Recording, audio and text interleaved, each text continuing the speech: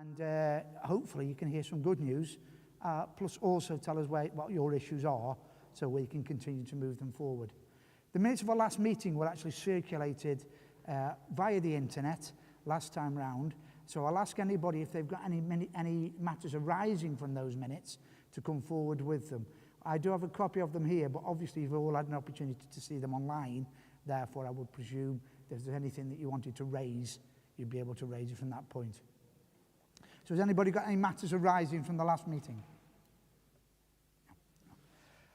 I'm moving to a point now where it says apologies on the agenda as we come along. We put the agenda up in a minute. I think Father John will be able to show us the agenda in a little while.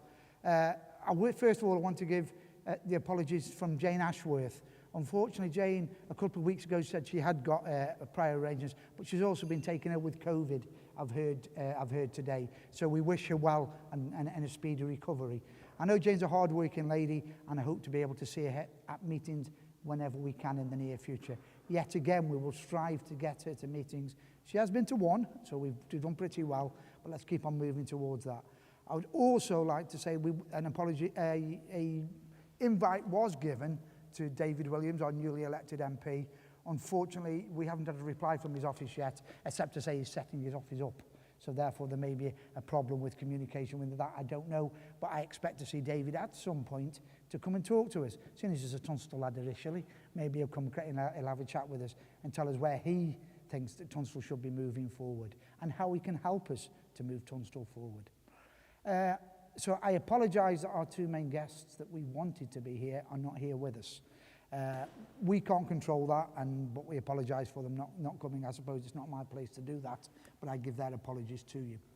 The big issue in the town this week, I believe for many of us, would have been the presentation or the consultation process on Tunstall Library and Swimming Baths, the development there. That's coming, I believe, from, as we believe, the Levelling Up monies. And I'm very pleased to have Mark here from the local authority, who's the chap who's got the ear of the government, never mind the local councillors, on how these monies come into us and what we're going to get in the future, maybe. Has anybody had, I presume some of you took up the opportunity of looking at some of the plans at the consultation period, which are here behind you now? I don't really want to give a personal opinion, but at least something's happening. At least it's moving forward. It's a consultation. If you haven't been able to put your concerns in, please do so. They did have forms at the consultation. I believe they're also online. We have leaflets we can give you as you're leaving, which will give you the link to go directly to that consultation and maybe get something in later on. Anybody got any questions about that at the moment? Before I hand over to Mark, who will answer what he can about the levelling up and what comes from there. Lee, did you want to bring anything in at the minute about the swimming baths? No, I don't want you to talk for hours. Be succinctly, and we'll get somewhere. Thank you. I'll stand up so I can dodge things easier. It's got some really good things going for this plan has, and some things that I'm not quite happy with. You know, we're as a town centre thing to try and get what's best for the town. You know, the library's now moved. That building is no longer an asset for the town. It's really a liability to the council, and they're going to get rid of it and give them a whole lot of money as well to go with it to save the history of the building. You know, I've got no problems with living accommodation in there. I think that's a good use for the building. You know, and it's going to be a small number of one-bedroom flats. The rest are going to be 2 bedrooms and 3 bedrooms. So hopefully there'll be families in there who've got some things in the town, an affinity with the town, and who will spend time in the town and shop in the town. So that should be good. I have some concerns over the cafe they're on about putting in and the areas for public use. You know, we've got already in the town the Adult and Learning Centre at the bottom with rooms to rent, the town hall with rooms to rent, the church with rooms to rent, floor hall with rooms to rent, fire station with rooms to rent. I don't know why we need that. I think it's been put in just to appease the local people, thinking they're getting something back. And the cafe, we've got loads of cafes in Tunstall. Do we need another cafe? Yeah. Costa Coffee is just closed. So if we have that going, well, some other ones end up closing the town. I have real concerns over the swimming baths. I think everybody loves our swimming baths. We've had a swimming baths in Tunstall for 100 years. It might be a fairly modern building now with a metal roof on it, but it is still our baths. And I'm really disappointed that they're going to go and be replaced with a plunge pool and a sauna and gymnasium, which we've got in DW Sports just 100 yards away. So if this goes ahead and they do that, will that end up closing or changing? Because is there enough business for these people who want to use these things, having a choice of two? When DW Sports opened, the one we had by Westport Lake closed because it couldn't compete. Now we have another one opening, if it gets planning permission. Will DW close? Got real concerns. And it's been sold as a baths and library, Tunstall Library and swimming pool. The swimming pool is going to go. I don't know what Heritage England think about the money they've given to save these things, but I think we should be writing to them and saying, are they happy with the baths closing? I'll come back to you on that, Lee, because I think you're making a very good point about the issues, about your concerns about the single occupancy possibility. The fact that that's changed, we're happy with, aren't we? Do you want me to go on to this now? With the pool, well, I'll give you another 2 minutes, Lee, if that's okay. Yeah. We call it Compton's Pool Hall. It's the old recreation area. That's going to be some flats, and downstairs is going to be a bar. And on the roof, they're going to put an open terrace bar, 2 separate ones. I don't know how the open terrace bar sounds really nice, but how much nice weather do we get in this country to sit outside on an open terrace having a drink? I don't know how successful that's going to be. Or the bar downstairs, how successful that's going to be. I know we've got lots of pubs in Tunstall. Do we need another one? Is there a real need for it? I have real concerns that we can just substitute one thing and lose something somewhere else, like the thing. And the flats and things, this is city centre living above shops and living around there, and hopefully they'll use local amenities and not need a car. But cars are almost essential for everybody these days, and there's so few car parking spaces there. I don't know whether it's going to have a pressure on other streets nearby, and people needing to park there to use these amenities or to live in the flats. Most of the streets nearby are residents-only parking, and the ones that aren't residents-only parking will probably come forward and want to be residents-only parking, because I can see a problem with parking with this. So they're my thoughts. Great idea, some really nice bits. Don't like losing the swimming pool, and I've concerns that some of the other things that they're going to do won't stand the test of time and might have an adverse effect on some of the businesses we've already got. Thank you, Lee. I understand you're coming where you're coming from, other businesses being affected, Lee, I understand that. I know that Costa Coffee has shut. Costa Coffee's lease was up, therefore they made the decision not to renew their lease, and we understand. Well, I don't know, because they've just opened one at Sandyford as well, haven't they? So. Yeah. That's their business decision. We can't control that, can we? I know where you come from. And I think that you make a good point, valid point about single person occupancy, and it's something that we're all looking at with single persons, especially with the ongoing situation at the Sneed, which hopefully we'll be able to answer some things a little bit about that, because I know Tab's got some things that's just come directly from council today, which I'd like him to share with us later on. The library itself, looking at the plans, yeah, I agree with you. It looks nice. It does look nice. We can't argue with that. There is some parking there, but it's not the parking underground, because they can't afford to do that. And unfortunately, with any development, whatever way we look at it, it has got to be it's got to be economically viable. So therefore, they need to do things right.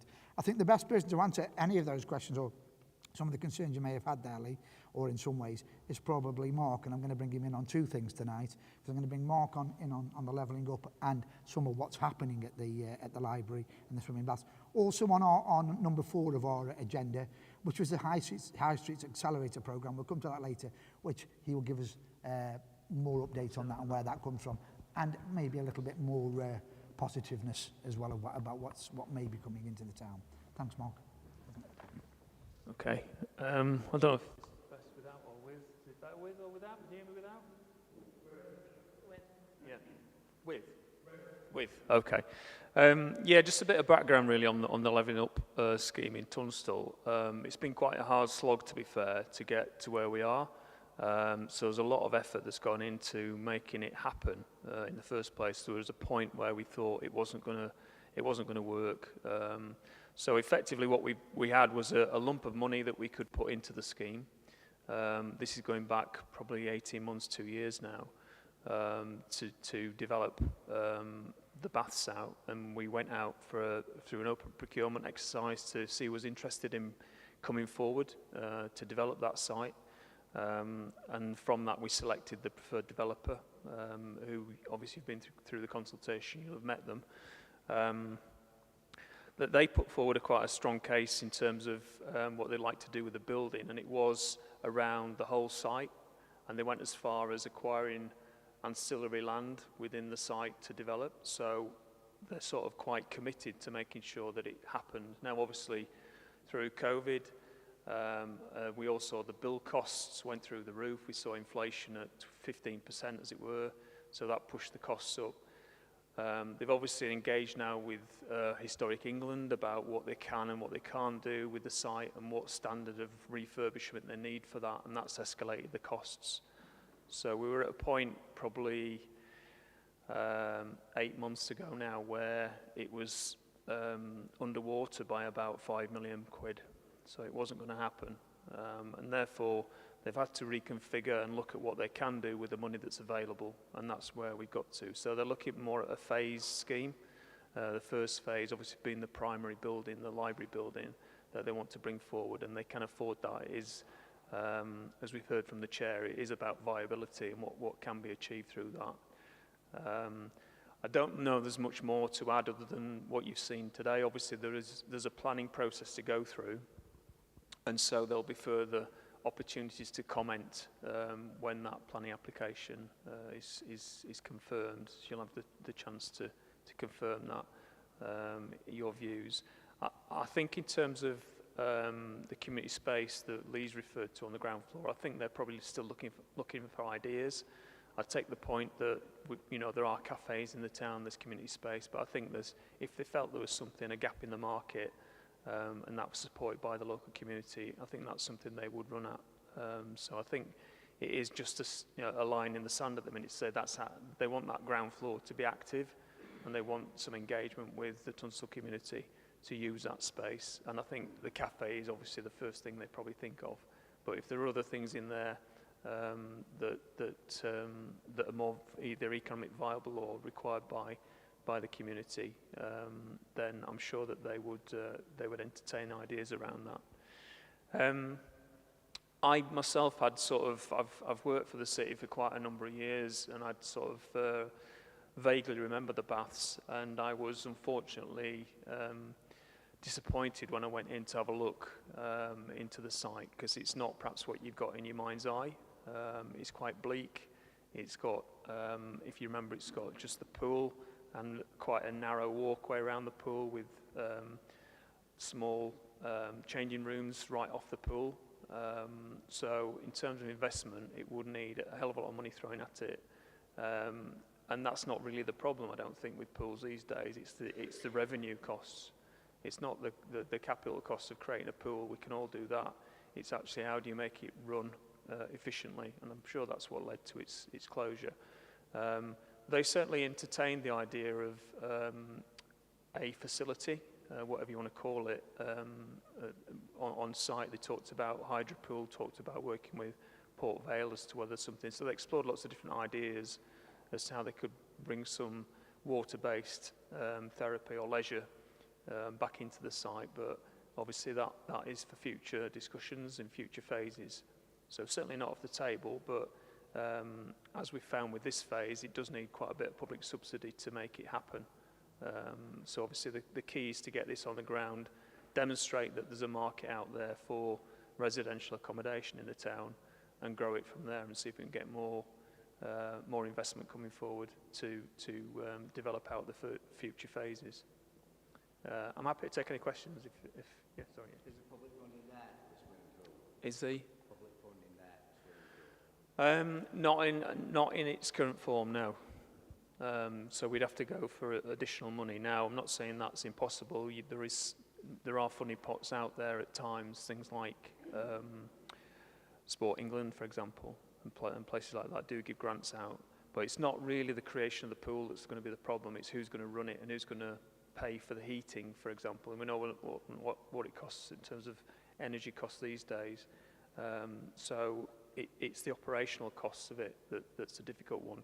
Because the other thing is you don't want to make it so it's so expensive to use within the community because of the heating bills and all the rest of it, all the running costs, that it's a bit of a white elephant. So it's a really difficult one to crack, that one.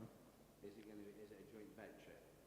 No. Private and the council? The council put in the levelling up money, which has come via the government, and obviously we were the landowner at the time, so we've exchanged contracts now, so it's their site, so they take that forward. They have to build out the residential schemes, and on the base of that build out, they will then recoup some of that levelling up money. But they are putting their own private money in because obviously what we've got levelling up is, wildly insufficient to actually do the costings. Obviously they've got to make a profit at the end of the day. So there's private money from them, and then there's a levelling up money to make it work. There's been a decline of swimming opportunities for youngsters. So surely the council working with the private investor is an opportunity to generate revenue via the council to help youngsters swim and generate money for the private investor. Yeah, I mean, I'm not a leisure expert, so I can't comment on. Just repeat the question, I don't think we could hear what was being asked. I think it's really around whether the city council could work with the private sector to make the pool viable going forward.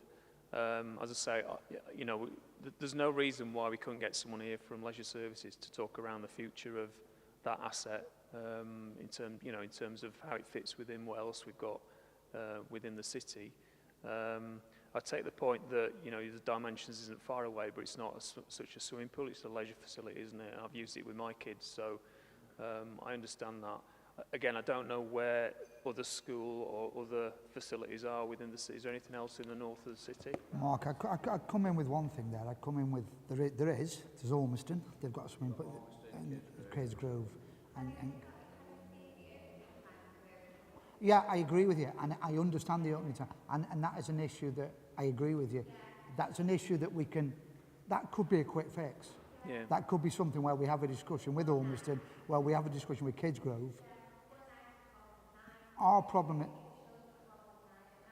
and I understand where you're coming from. I understand that if it is 9:30 at night, nobody's going to take the children. If it's 7:30 in the morning, they're not going to take the children before school. So it's got to be 4 to 6 will be the ideal times. We understand that.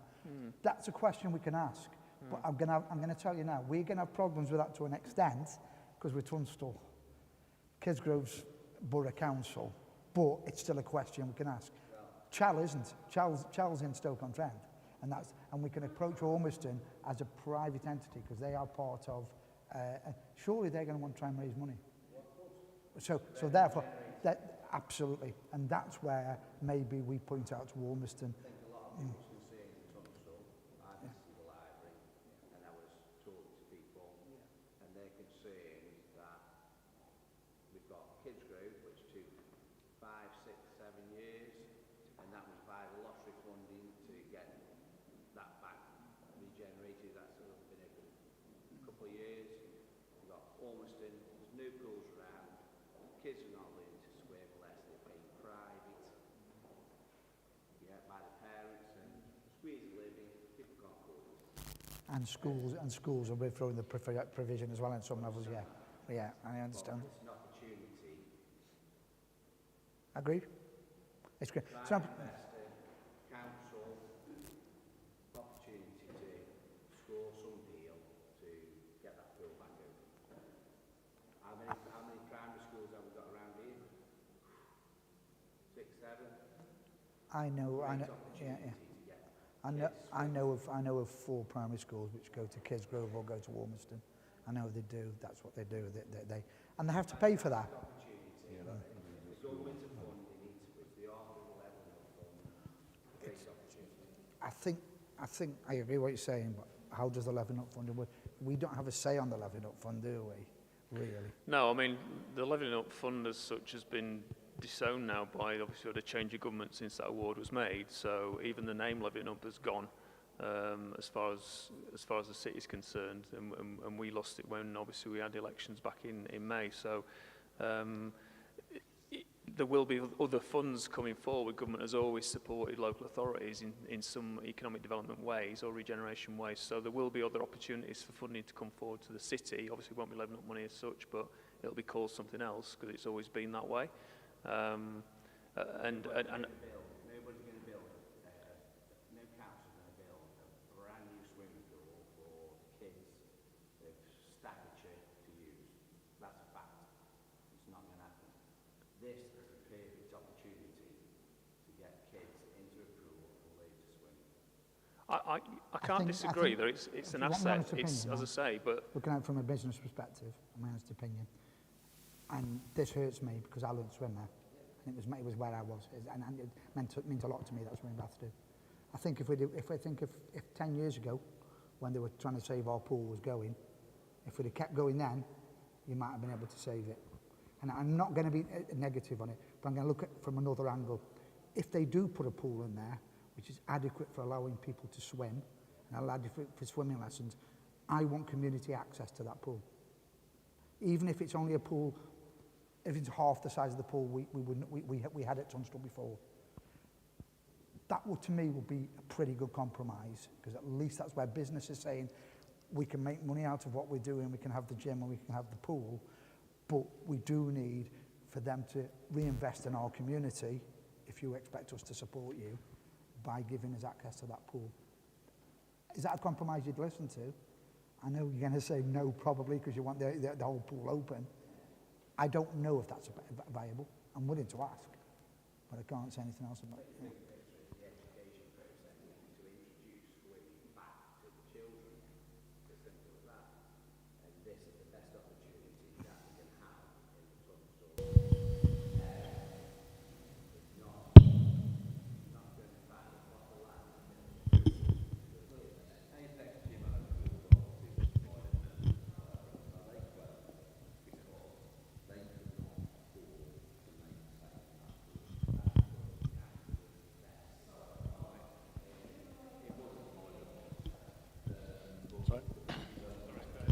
Microphone. So no, that guy there. I didn't hear that. Oh, got it. Live. Sorry. Oh, okay. What I'm trying to say is the council are not going to find a plot of land and build a swimming pool in the near future.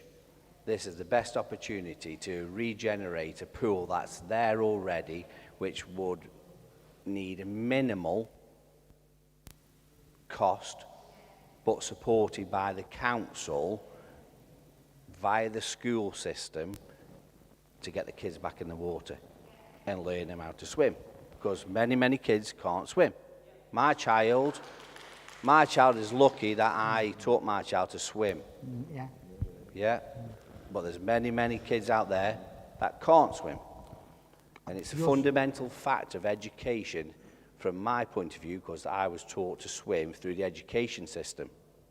I think you're right in what you're saying, in the education system. Unfortunately, the education system is no longer being controlled by the local councils. But via the Levelling Up Fund, the council must have some control of what happens in that development. I think it's fantastic. I want to go ahead. It'll be absolutely brilliant. It'll look beautiful. We want a bigger pool. Yeah, but I think there's a happy medium that needs to be struck. I put that on my report. There's a medium that needs to be struck between the developers and whoever runs it to allow public access to it. That's the council's situation to resolve. Apex didn't work because the council didn't support it. If the council supported it through the education system, and where they find their money from, I don't know, council tax, Council don't work with the education system. Well, they don't I understand that, but the funding, comes from central government, and it gets distributed throughout the county, which whichever way it does, and this chap will tell me more about it because I'm not a professional about it, but I was taught to swim by the education system. Great opportunity ahead. I'll answer you something in the education system now. The council has no control over education anywhere. The LEAs have gone. The local education authorities no longer exist. Each school now is its own multi-academy or academy-based system. Therefore, the school gets its money straight from central government, and the council have no control over how tell the school to spend that money. Well, I disagree with that. Because if I take my child out of school for a week, I get fined by the council. Yeah, because that's a government thing. You're right. That's nothing to do, honestly. So the council have some control. No, they don't. They must have. No, Because the why would council- I no, get fined the if I council took are my the child only- out of school? The council are the only body that can put the fine into place. The school itself, honestly, the school itself manages their own budget. Absolutely, I understand that. But they're governed by governors Yeah. that are Independent correct, governors. that are answerable to the council, surely. No.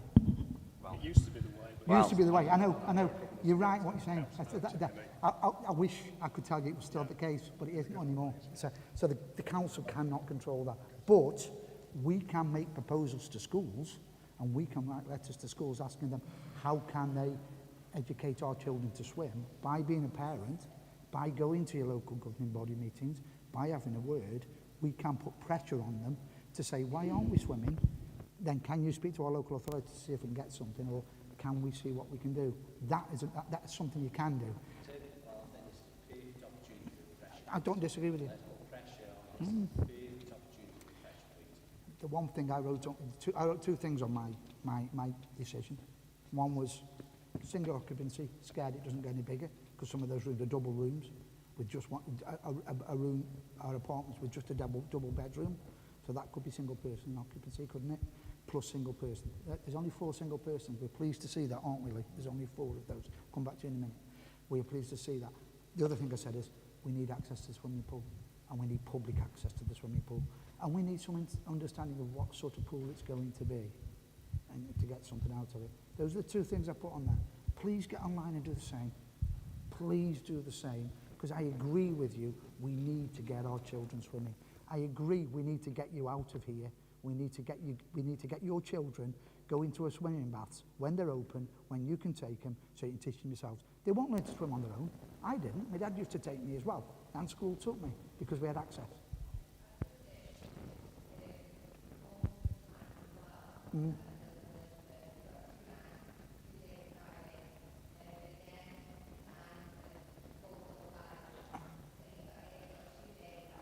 I think what we need to do then, yeah, I know what you're saying, and I know exactly what you're saying. But the problem is, we're thinking this is a council issue, as a council provision. It's not. It's not a council issue. It's councils can build a swimming baths. They can use their revenue in that way, but they can't control what other organisations are doing, and that's the problem we've got, because that's the way the government's gone in the past, and they've devolved it in that way. So therefore, that's why we need a bigger voice to ask them to open places up and to use them in a different way, in my opinion. Sorry, I'm just going to give Lee 2 seconds and I can come back to you, okay? Just 2 minutes, Yeah, Lee. Lee, I'll come back. We've just got a few more. We'll come round, get some different voices, then come back. Just 2 things. So Lee, we'll come back to you in a second. There's a few more questions. Give us 2 seconds, Lee. I'll come back to you when he's got the microphone. Sorry. A lot of the questions I was going to ask have been asked by that gentleman. But I did used to go to Tunstall Pool when it was open and it closed. But I remember somebody, a vicar or something in Tunstall, did try to do a collection. He's sitting next to you. Was that you? So, I mean, would that be worth advertising again and getting more funding? I take my granddaughter swimming. I pay for private lessons at Cheadle because I can't do it round here. And I just think, you go on about the one down at Westport Lake, that's a kidney-shaped pool. It's neither use nor ornament. It's closed. Yeah, I know, but it was neither use nor ornament because I've been. DW, I was a member, but again, to do just a day rate, I think it's £10. I don't know what Kids Grove is. And I just think this is an ideal opportunity. You could rent it for school swimming lessons, because as far as I know, the only one that do that round here is up at Ormiston. The school, yeah. So there's that opportunity. As for the car park, why can't they use the old police station car park? You know, at the far end. Yeah. So I just think it's short-sighted if they don't do this pool. There's that many people would love the opportunity of the pool. I think the question, we need to, please get online and make that point. Get online to Crofts and make that point. Make it as strongly as you've both made it now. All three of you have made. Get online to Crofts and make that point. So we can ask the question. There's compromises in other areas. Where can we look at? If DW, it's Everlast now, Jim, isn't it? If Everlast is doing that, why can't we as an organisation approach Everlast and ask them if they will do a day rate for children or work with children so that we can have swimming lessons in there, so that they can open that? I know that pool's not massive, but it's big enough to teach somebody to swim. Why can't we consider making a community approach to Everlast to see if we can do that? The same as we would be doing to the new swimming baths or the new development here. Why can't we look at doing it in another way? This is giving me another incentive now with certain people in the room, and involving you in it. I'm going to say that to you because we can't do it all on our own. Let's involve you in it, and let's get talking to the people who have got swimming pools, such as the ones in Stoke, first of all. Let's look at Ormiston at the top of the road. It's just around the corner. Let's look at Ormiston. Let's look at DW, or the Everlast, should I say, and the Everlast, and see if they can support us to open it up for children at certain times. Let's, even if it's just a letter where they put in the bin and they say, no, we're not going to listen to you, and we keep on emailing them, then you all send a letter in on top of that, and we all send a letter in again. Get a movement involved. If you want to get involved in that, come and be involved with us, because we'll give you the letter heading, we'll give you a signature, we'll say that, because we can't do everything. If it's a community issue we can support, we will throw our weight behind it, because teaching our children to swim is one of the most vital things we need to do. It saves lives. It's how we've tragically had a couple of people lost at Westport Lake over the last few years. We don't want it again. We've had it at Bath Pool. We don't want it again. So I agree with you. I hear you, but please come along and help us to do it. And first and foremost, put that quote onto Crofts. Because I think it's unfair for Mark to try to answer that question, because you've got no control over that from a council perspective. They ain't got £5 million to build a swimming pool. You're right. Nobody in Staffordshire is going to do it. In the next 5 years, there's going to be no swimming pools built. I'm not going to lie to you. We know that, don't we? But if we can make sure that gym's open and that pool's accessible, yeah, it's not perfect, but it can be a compromise. It's one more. Exactly. It's one more that we can use, even if it's just for toddlers to get them doing a width. It's getting it there, isn't it? Let's see what we can do. Does that make sense? Is anybody going to come on board? Is anybody going to come up then, pick the pen up, give us your address as you go, 100%. Send it to Crofts, come to the next meeting, talk to us about it. We'll put an agenda until it happens, or until we get told flatly it's an impossibility. And I don't believe in impossibilities. Anything's possible if you try hard enough. Does that make sense to you all? I hope it does. Thank you. So, we'll move on from the swimming baths in the library then. Well, Lee, you wanted to have something to say? I apologise, Lee. Thank you. Is it working? Yeah. I think I can agree with all of you. This is an ideal opportunity to save a bit of our heritage. This developer is having millions of pounds off the government to save their heritage, and this is a large part of it, and this is the opportunity to try and do something with it. You said that this is a phased thing, it's going to go over a while, and there's other opportunities for money always coming in. Unfortunately, this is going to be a private development. We won't have the same funding opportunities that the council have, So I don't know where they're going to get other money coming in from, So I really still think we need to put some pressure on to try and save the baths. I mentioned earlier on about car parking, and you mentioned and you spoke about acquiring other land. So I'm assuming that's other land on the site, which is part of the police station what it used to be. Doesn't Croft own that? so they could acquire some land off themselves quite easily. And the police station building, which is now a school, was bought by Croft. Yeah, well, it belongs to... I don't know, well, say, but it was... To go swimming, it's great. And point is, it could be quite easy to do because they already own that bit. Croft, no, the car park, the council car park. No, there's quite a big car park that was part of the police station. You know, and Croft owned that police station.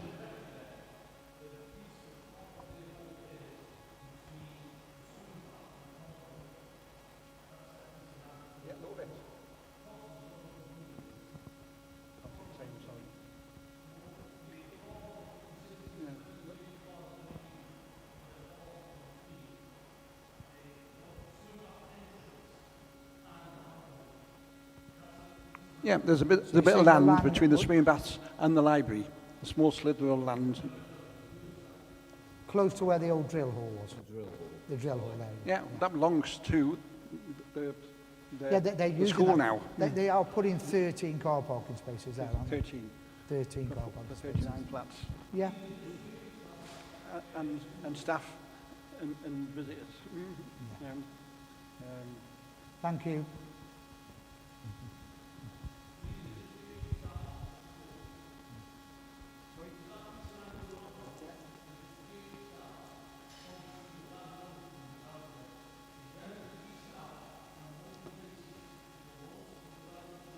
So my point is, it'd be easy for him to purchase that land because they already own it. The land, the car park for the school, which is the old police station. I understand what you're saying, and I think, and Tab, I understand the issues there. I think we're going back. I think.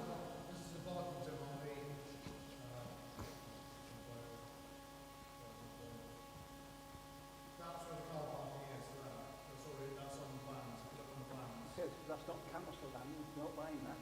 No, that's the school. That's the school. So there is parking there, that's the... Well, it's just a part of one of the developers already owns that land. Yeah, but they're turning it into car parking spaces. No, so they are turning that into car parking spaces now, but that will... Okay. That's the existing, the gap in the middle, that's the plan Have a look at it and see what you think and come back to us. That's great. We've got on the agenda something called the High Street Accelerator Programme. I'm very pleased Mark's here because he's pointing me in the right direction with this one, Mark. I believe the Accelerate High Street Programme was something that Accelerate Your High Street was a £250,000 grant, which we approached the council about. Lee Reddy found it, sent an email off to ask what it was about. Mark, you can answer it better than me because you know exactly what it is. Yeah, so High Street Accelerator, which you got as item 4 on the agenda there, is a government initiative, I guess, again from the past government. So it came very late in the day. In fact, it was really sort of the last day of Parliament when it got confirmed. It wasn't a bid from the City Council, I just want to make that clear. So we hadn't put anything forward as a request for government money for the accelerator. It's a pilot programme that they've selected 10 locations across the UK. And it's really just to do the sort of small scale stuff, which I'll come on to. But effectively, they awarded Stoke Town, not Stoke City, so Stoke Town Centre, just short of £250,000 as part of this accelerator programme. And really what that is about is improving footfall in the town. So anything that sort of regenerates the vacancy rates and gets new premises in there. You can use it for quite a wide variety of things. It might be cultural, it might be environmental, it might be working with businesses around security or anything that sort of helps generate footfall back into the town. And you'll appreciate it's not a lot of money to turn the town around, but it's a start. And the other point on this is that it's not council-led. So although we've got the money, since we got the money, we've set up a board. So we've been out and got a group like yourselves here today and formed a board. And the board, the chair and vice chair have agreed who the stakeholders are. So it couldn't be a board as big as you've got in the room today, but from this group, you get a smaller group that are effectively making decisions about how that £250,000 is spent.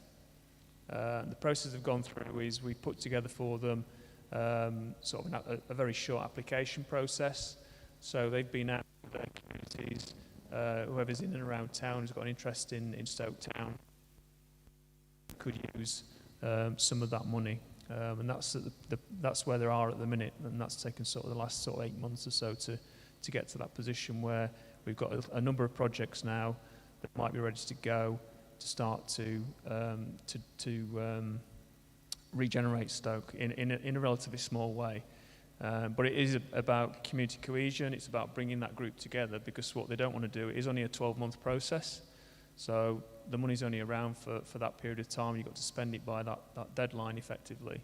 But the aspiration is to try and keep that group together longer term, so they've got a vision for the town, and they can then bid for other money, so they'll be constituted like yourselves. They can bid for money, and they'll have a bit of a track record behind them in terms of delivery. So we're hoping that's sort of the way forward on that front. So although it wasn't awarded to us, although it was awarded to us, I know that Tunstall obviously has missed out on the opportunity, but another one's appeared effectively. So again, the government announced, again just before closing, and we'd been working with them for a little bit of time about potential projects. And certainly the leader of the council was keen that if we did get some money, then it ought to be focused on the north side of the city effectively, with Tunstall being high on that priority. I can't here tonight say it's definitively available, but we've heard noises more recently. You'll all have heard on the news about the state of the public finances, so we were getting a bit nervous as to whether the money will actually come through or not. Particularly as it was awarded by the past government, not the current government. But we're hearing more positive noises recently about that money coming forward. And there are significant parts of that will be earmarked for Tunstall Town Centre, particularly around improving the public realm, cutting down on antisocial behaviour. There's a project in there which I can perhaps come back at a future meeting to talk around working with Port Vale. Trying to improve the play facilities and how the community can engage better with the club. So there's a project around there. There's one about, ironically, putting some investment into dimensions to give that a longer life, because again we've got we've got issues around the maintenance of that in the long term, that we need some investment to do that, again, which will benefit this area. There's a project by Stoke-on-Trent College at the Burslem campus where they're looking at creating an advanced skills academy for young people, again, which is in sort of catchment area for Tunstall residents. So there's quite a suite of projects that can benefit the Tunstall area. And what I'd propose tonight is, if the money does come through, then at the next meeting, if that's okay with Chair, we can come with some initial ideas. We do need to undertake a consultation exercise around ideas for the town centre, which bits we need to improve in terms of public realm improvements, what we need to do maybe around antisocial behaviour. I'm more than happy to put some time and effort into working with you and members of the community to develop those plans going forward. As I say, it is very early stages in terms of whether we get the money or not, but I'm hopeful that will come through in the next month or so, and we'll be able to take some plans forward and work with you in looking at what the priorities are for how we spend the money that's been targeted for Tunstall.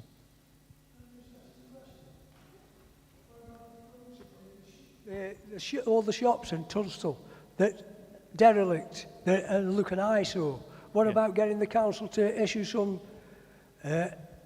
something to the owners to get the place tidied up? It's an absolute eyesore.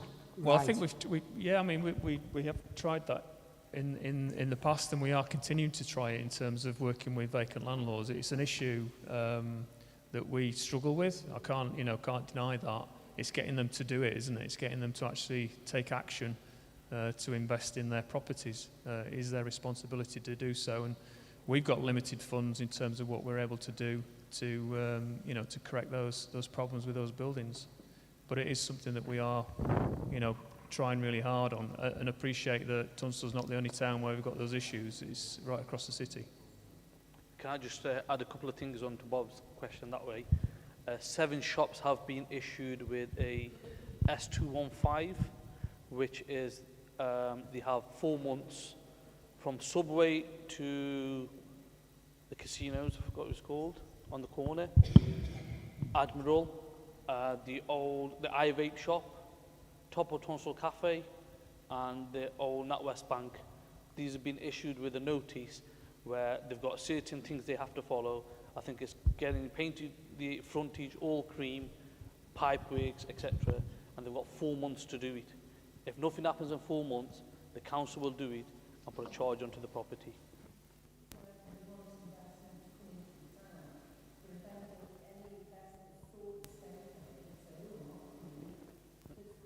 To agree, yeah, 100%. I think that's what they've just said. That's what Tab's saying, I think, because of the new laws that were passed at the end, well, halfway through the last government, the last term of Parliament. Because, well, and you've got to give Jonathan Gullis credit for it, because he's one of the championed it and sponsored that as it came through. And I'm not getting political, because everybody works for Tunstall as far as I'm concerned. I don't care what colour they wear, as long as they're working for Tunstall. That's the important thing. But I think that is a tool that they're starting to begin to use.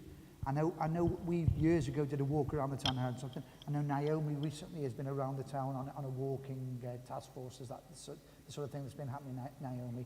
And we're looking to keep on being involved in that, to get people moving forward to do that, so that they understand what we want them to do, what needs to be done. In other words, asking local people and people of local interest what needs to be done.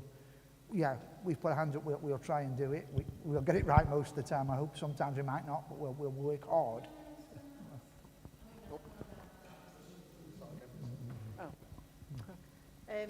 I found out about this meeting purely by accident. I didn't know about the meetings, well, I did know about the meetings from the planners, but they were during the day and we couldn't attend. Oh, so it was open till 8 o'clock last night. Oh, were they? See, I didn't know that. We could have gone. Yeah, we could have gone. But I just think it ought to be either advertised better so that people know. We have tried to do this, we've advertised, but we've been all over Facebook and things like that to try and say that. I will say that in our defence, we're not very good at it sometimes. That's not a defence, that's something we don't do as well as we should. And it's something we're looking at. We're working with Naomi now and others as well, and we'll come under one umbrella, under one constitution, because we are a constituted body for Tunstall now. We're going to work to make sure that people do know. That's why you come tonight. Pick up our link, pick us up on Facebook. Yeah. Website, what on Facebook? Tunstall Town Centre Community Association. Tunstall Library. Yeah, both. Oh, the library, that should come through the local authority. Yeah. Or that came through, am I right saying local authority there, or should that be the investors? Croft, William Croft, yeah. After the consultation, my understanding is the final plans will go in, and then obviously people have a chance to comment on the plans when they're actually published, before it's actually published. We have some leaflets with us now, which will give you a link to Crofts and this development. We have those leaflets with you. I picked loads up yesterday, and I brought some down. Those leaflets give you the link, if you can do that, to Crofts. Log on, register your interest. So the library and the development there, if there's any movement, you should be able to link into what that movement is. We're going to try and keep an eye on it too, of course, and we're going to go around. Naomi's also came in with some interesting information about the fact they're going to be jet washing the top of the high street at some point as well. There's some funding onto that, and there's going to be some jet wash work next week. That's coming into there, which is really good, because unless we do something, nobody else is going to. It's all right moaning about investors coming in and doing things if we don't do something to give them the impetus to start coming in. So we know to do that. We want to get involved. Tell us how you can help. Tell us what you think is a good idea. Share something with us. Maybe we can get you motivated to help us, to help you, to help me. Get it in a circle. get people working together so that we all understand where we're going and what we're doing. And then we will try and get it out there. We'll try and shout as loud as we can. We have got Instagram. Well, I'm not good at that. We have got Facebook. I'm not particularly good at that, but other people are. And we have got other things. We usually do put a few posters up. I must admit the posters didn't go up as well for this meeting as they have in the past, because we had to wait for this. I was hoping to get a reply from our two main guests, but they didn't come. So we had to do it quickly in the end. And I made sure we did it at the end of this consultation period, because people would come along, I hope, once that's happened. I agree with you. We need to advertise ourselves better. But so do other people too. And word of mouth's the best thing, isn't it? Link into us. We've got a Facebook. We're there. We don't mind criticism, as long as it's constructive. We'll work with you. We don't mind it. Be constructive. We're trying to have... We're all volunteers, aren't we? We're all volunteering to try and improve something. The development looks good. Needs tweaking. The baths definitely need tweaking. And other things need quick tweaking. But the development, I think, something like that could be the start of bringing some other things into the town. That then can creep down the high street. That with the high street task force and the input from that can start to move. People will want to invest in something if they can see it's improving. They'll want to come in. We've got to get, it's not going to come from councils. It's not. They ain't got no money. They haven't got any money. It's going to come from people putting, private investors putting money in. So we've got to make it attractive for them. Sorry. I'll come back to you in a second. Would be great. Sorry, good evening, everyone. I just want to ask, do you accept contribution from other places like Shell-It? Sorry. Shell-It. Do you accept contribution from places like Shell-It, or is just Tunstall people who are residents? We will accept donations from anybody so that we can assist and keep working. We will help anybody that can. We're not necessarily a charity organisation. We're an organisation which is working for the betterment of Tunstall. What we want to do is put events on which will make the town look better and work in that way. We want to attract people into the town. We want to then put pressure on and be a pressure group which works to get people working, improving the town. If you're talking about accepting donations, yes, we would. We have our own constitution. Therefore, we also have our own bank account that goes alongside that, which is audited every year. So we do accept contributions, and we do use it to us, and we have to obviously evidence how that is used every year to make sure it's been used appropriately. Yeah, thank you. Is that okay? Thank you very much. If that means you're going to look at giving us a donation, I quite like what I'm hearing. But thank you. Or looking to get us a donation. I'd just like to say, when you say that the council have got no money, they were very kind to hand Hilton Hotel, was it 4 million? You know, so the money's there sometimes. It's like, you know, suddenly a black hole opens up that doesn't exist. And then all of a sudden the council finds 4 million. So why can't the council start to invest in the local areas rather than Hilton Hotel? But your biggest problem is you've got 6 towns all doing exactly what you're doing. I think I agree with you in some ways. And those 6 towns have got to come together and work together. I take the point on the hotel, and it's not about finding money and then not finding money.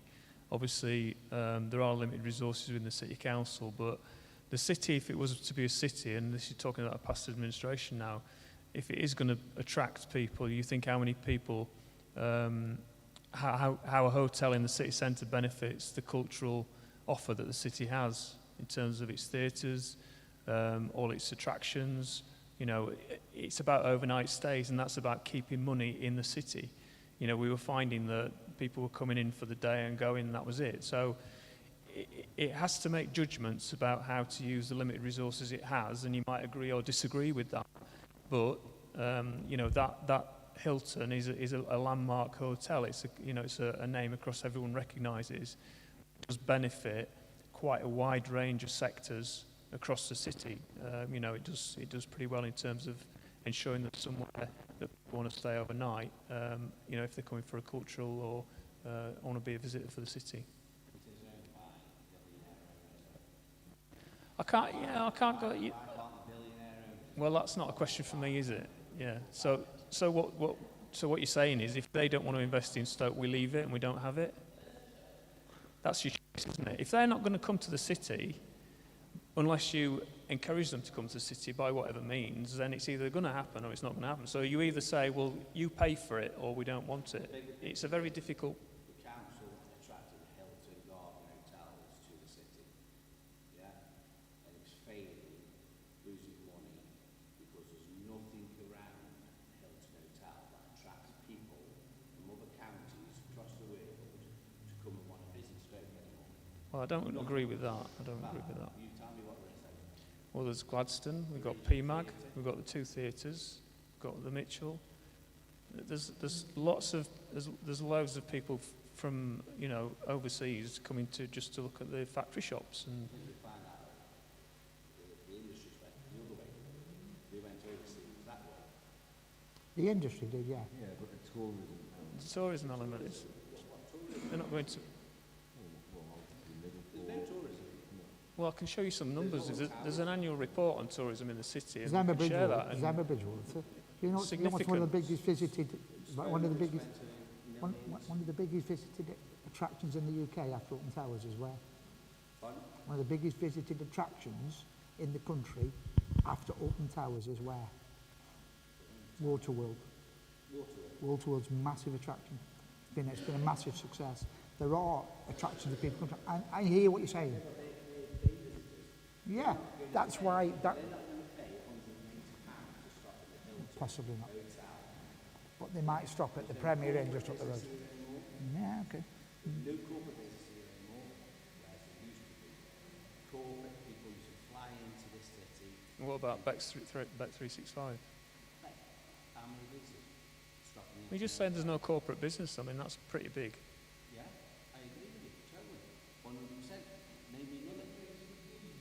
Yeah, JCB. No JCB don't business their contract. JCB are moving out of Tunstall to Nottinghamshire.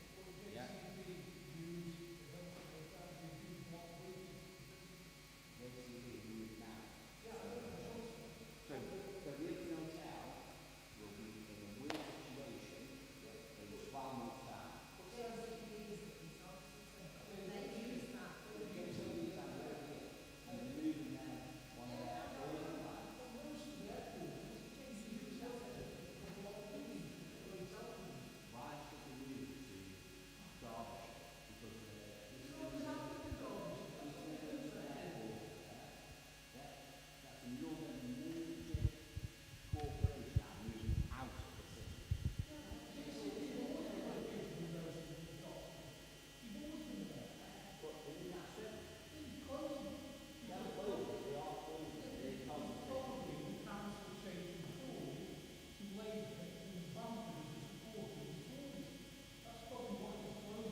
It's closing as well because it is no longer large enough. Right? That's the reason. They can't store the world spares in that one down at Genesis. So Chatham Valley, So you've got to say, yeah, are building massive units. but they're not available now, are they? They're not available now, but JCB hasn't closed yet. So why aren't the council encouraging JCB to purchase property in Chatham Valley rather than moving it to Derbyshire? Well, I think what I would say, And paying their what I would say is that £1,000 a year to travel. the majority of Chatley Valley is not Stoke-on-Trent, it's Newcastle. I know it's an issue, I know that's pedantic, but we did, from the city, put a lot of funding, I believe, into the roads going into there from Stoke-on-Trent money so that it was opened up. So the council could argue and say, I know what you're saying. It does need to be strategic. What's going to happen with that warehouse down there? I don't know. Council I don't know. more money to attract JCB to Stoke-on-Trent. I think, It's going to just be another derelict.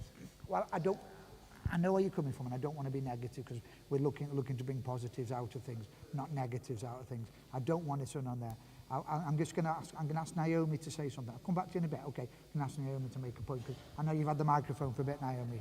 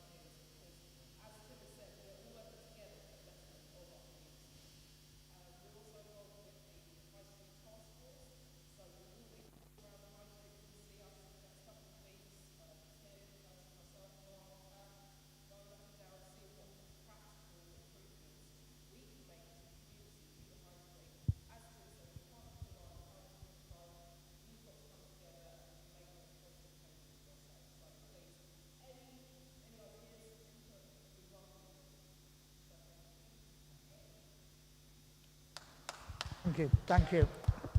Yeah.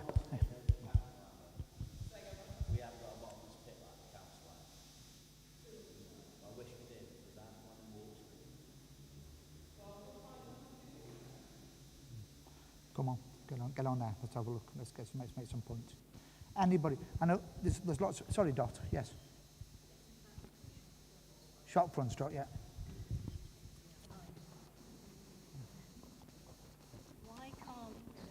Why can't we devise a letter and put together some photographs of each of the premises and send it to the owners?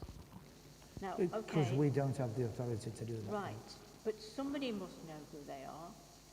Well, that's Who what pays the council tax or whatever?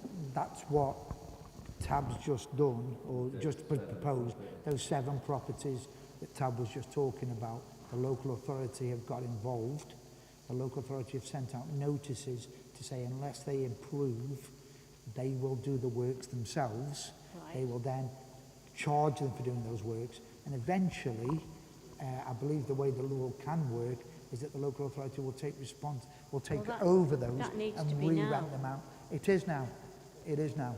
It's happening now. It's happening within the next 2, 3, 4 weeks. Those notices have already gone out to those 7 shops from, I think Tab said it was from the bake shop and all the way up there. And there are businesses that are going to go into there. I know of at least one that's looking to go into there, and there's a couple of others going in. It's good. Look at what the bridal, the wedding shop did. That's a business that itself has stood on its own 2 feet without any motivation, but improving their own business and improving the town, and have turned that into a lovely shop now. Local businesses, people that care about the town, will do it without incentive, but other people need incentive. So let's support a high street by going up and down it a bit. Let's go into the market and have a look so it doesn't shut at 3:30.